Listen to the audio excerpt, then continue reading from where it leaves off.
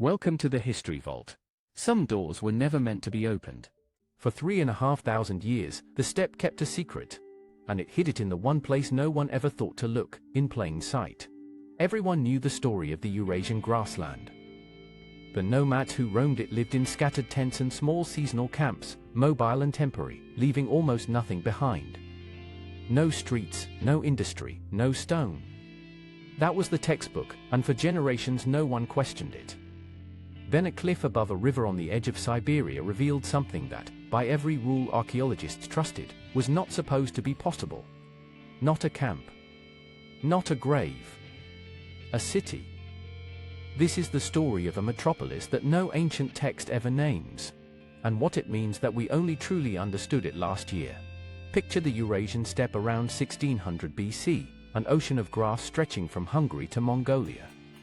While Egypt raised its pyramids, Mesopotamia wrote on clay, and the Indus Valley built grid cities, the grassland was supposed to stay empty of all of it.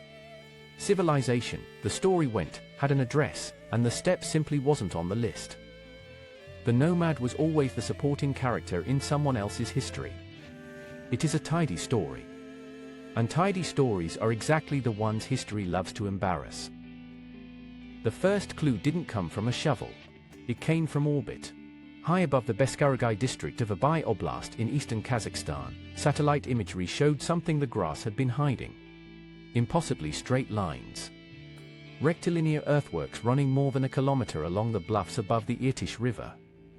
Wind doesn't draw straight lines, rivers don't. Herds don't. Right angles mean a hand, a plan, a decision.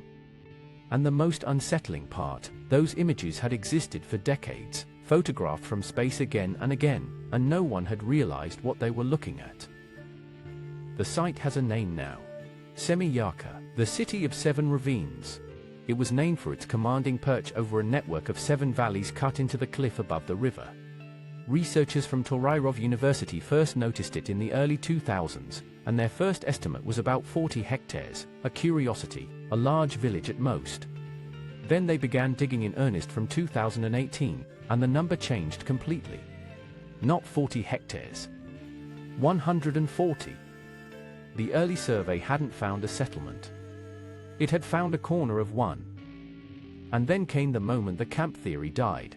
Because someone designed this. Ground-penetrating geophysics and excavation exposed something no temporary camp ever leaves behind, a planned settlement. Enclosed household compounds. An organized, repeating layout. And at its very heart, a single large monumental building, likely for ritual or governance.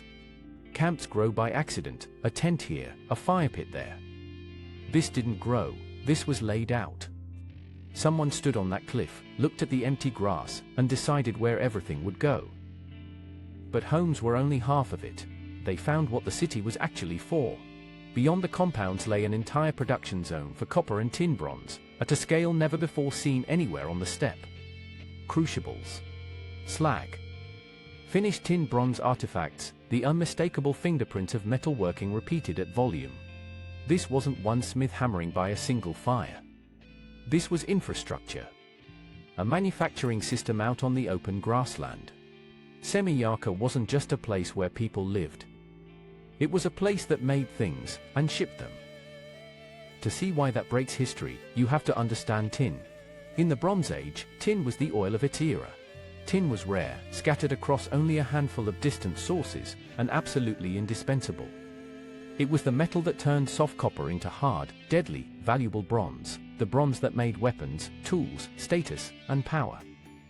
Whoever controlled tin bronze production controlled wealth and trade leverage across vast networks.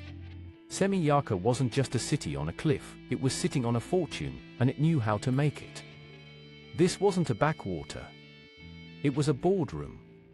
And here is the collision. This whole discovery forces. You can fold a tent, you cannot fold a foundry. Mobile herders, by the old story, packed up and moved with the seasons. They do not run fixed, permanent, industrial cities. A city with a factory in it doesn't move. And that single fact breaks the textbook. Either this wasn't really nomads, or our entire picture of who the nomads were has always been far too small. The people of the grassland were more settled, more organized, and more sophisticated than we ever allowed them to be. We called them wanderers. They were building. And now the part that should keep you up at night. Not one ancient text names this place anywhere. A planned metropolis, with monuments, with heavy industry, with the leverage to reshape a continent economy. And the written world, the scribes of Egypt and the record keepers of Mesopotamia, simply never wrote it down. Like the long new caves carved by hands no record remembers, the scale of Semiyarka screams importance while history stays completely, deafeningly mute. A city this big should have echoed. Instead, the record is silent, as if the world were never told it existed. Which leaves us standing in front of questions no one can answer yet, and one that lingers longer than the rest. Who ruled it? A monumental central hall implies someone at the top, but we have no name, no face, no throne. Why build permanence at all, if the culture was supposed to be on the move? What made these people stop? And who were they selling that bronze to, across trade networks we have barely begun to map? Then the biggest question of all, if this one hid for 3,500 years in plain sight, how many more Semiyarkas are still out there? This is not a legend, it's current science. And the researchers don't soften what it means. The findings were published in the journal Antiquity in late 2025, a collaboration between University College London, Durham University, and Toraighyrov University. In the researchers' own framing, Semiyarka transforms our understanding of steppe societies. The line we drew between nomad and civilization was never as clean as we pretended it was. The grassland had cities. We just hadn't learned how to look. So the real mystery was never who built the city that shouldn't exist. The real mystery is bigger than that. We like to believe the map of the ancient world is finished, the pyramids, the great rivers, the names we memorized as kids.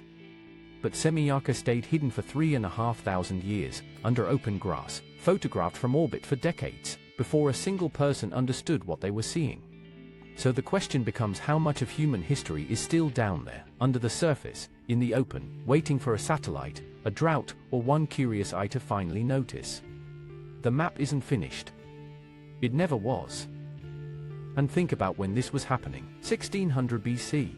The pyramids at Giza were already nearly 1,000 years old. In China, the Shang were casting bronze of their own. And out on the steppe, in a spot every map left blank, a city was running heavy industry to rival any of them. For a century, the deal seemed simple. Civilization meant cities, and the steppe meant wanderers passing through. Semiyarka tears that line in half. Permanent walls, a monumental hall, and foundries running hot, all in the place we wrote off as empty. Not a footnote to the great powers. Not a camp clinging to their edges. A pier we simply never saw. Here at the History Vault, the past isn't finished, it's just unexcavated. If the ground can still surprise us, subscribe, because we are far from done digging. Some mysteries we may never solve. Subscribe to the History Vault, and we will open the next door together.